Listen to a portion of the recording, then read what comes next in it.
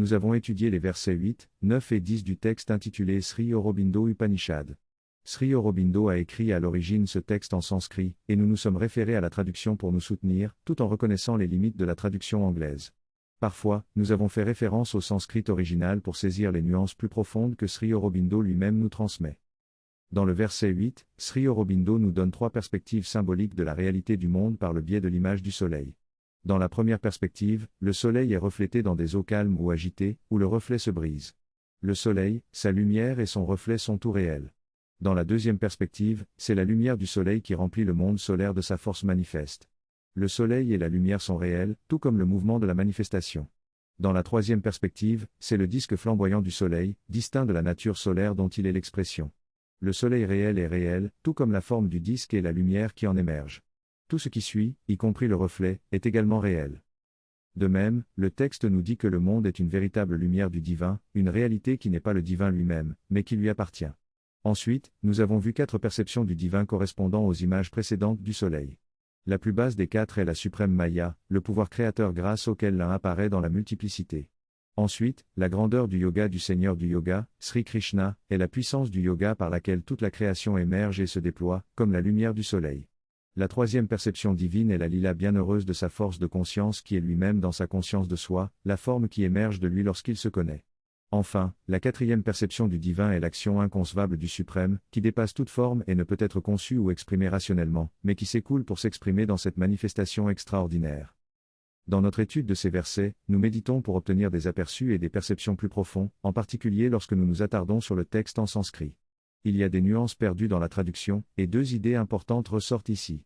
Tout d'abord, dans le sanskrit, chaque objet se voit attribuer un genre, masculin, féminin ou neutre.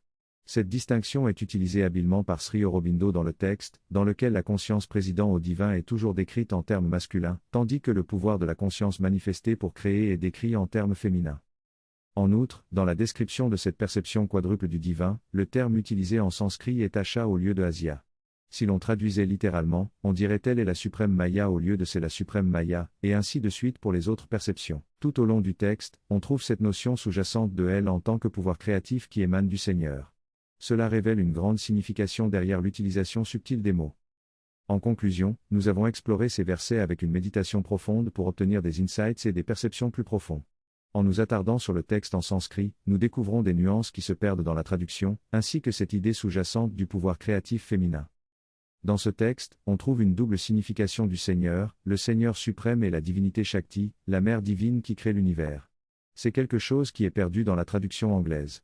On trouve également une vision globale de la divinité, avec 4 expressions distinctes qui sont en réalité un seul mouvement.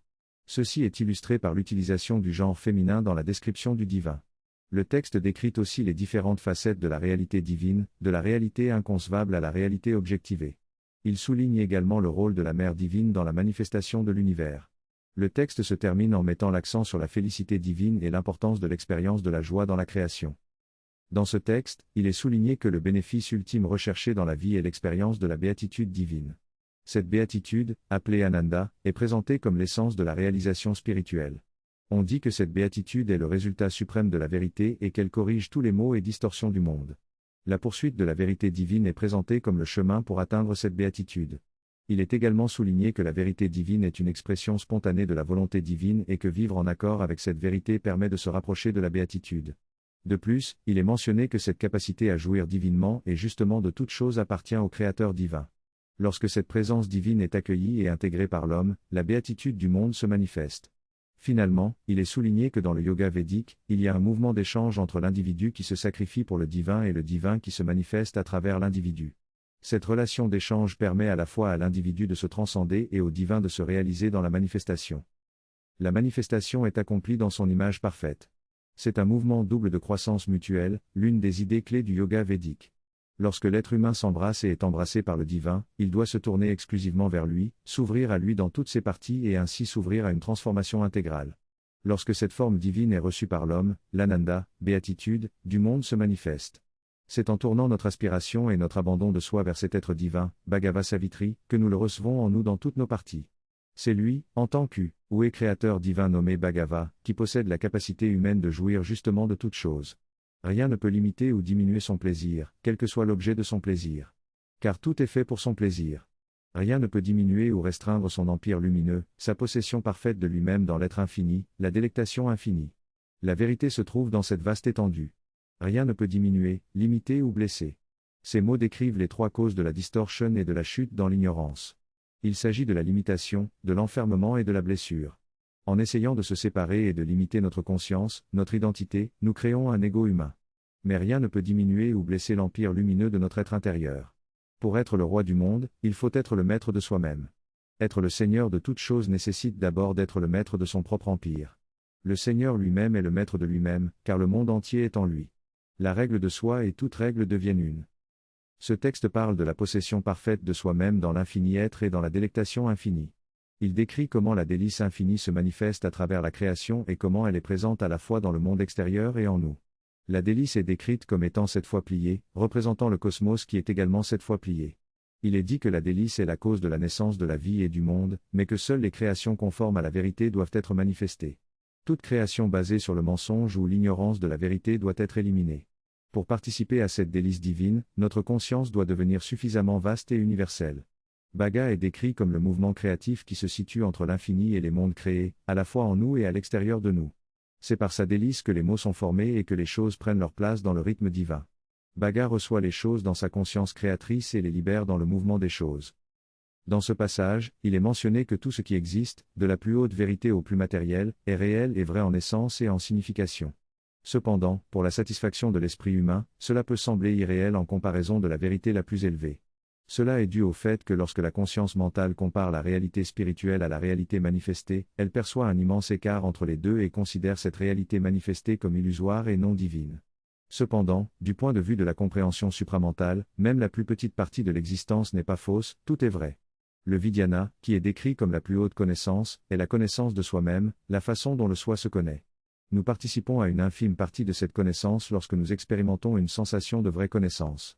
Pour connaître le Seigneur et son univers de la même manière qu'il se connaît lui-même, nous devons dépasser l'esprit fragmenté et accéder au niveau supérieur de la connaissance, où nous connaissons l'univers ou le Seigneur comme il se connaît lui-même, c'est-à-dire le supermind. Le supermind n'est pas seulement le pouvoir créatif, mais c'est aussi le moyen de connaître la réalité de manière complète. Dans ce passage, il est expliqué que l'homme connaît à la fois l'unité et la multiplicité à travers sa connaissance créative. Cette connaissance est décrite comme la plus élevée, car elle est en accord avec la vérité ultime, le Brahman. Rien ne peut être considéré comme faux dans la vision du supramental, car le Brahman lui-même est la vérité absolue. Le bonheur est également affirmé comme étant à la base de toute la création. Dans les prochains versets, l'expérience de ce bonheur dans l'âme humaine sera explorée. Cependant, le texte souligne également que cette réalité est seulement vraie dans le phénomène, car pour la satisfaction de l'esprit et une connaissance complète, il est nécessaire de dire qu'il n'y a rien d'irréel dans le Brahman réel. Tout ce qui se manifeste est simplement le bonheur du monde. Plusieurs nuances sont perdues dans la traduction de l'expression Jagad Ananda qui signifie à la fois le monde de la béatitude et le monde comme béatitude. Le texte se concentre ensuite sur l'expérience du bonheur dans l'âme humaine, qui peut être à la fois lumineux et agité. Finalement, il est souligné que l'homme réalisé est libéré et jouit de toutes les joies de manière infinie, sans être séparé de l'infini. La réalité est décrite comme une lila, un jeu divin. Le texte promet de continuer à explorer ces idées dans les prochains versets.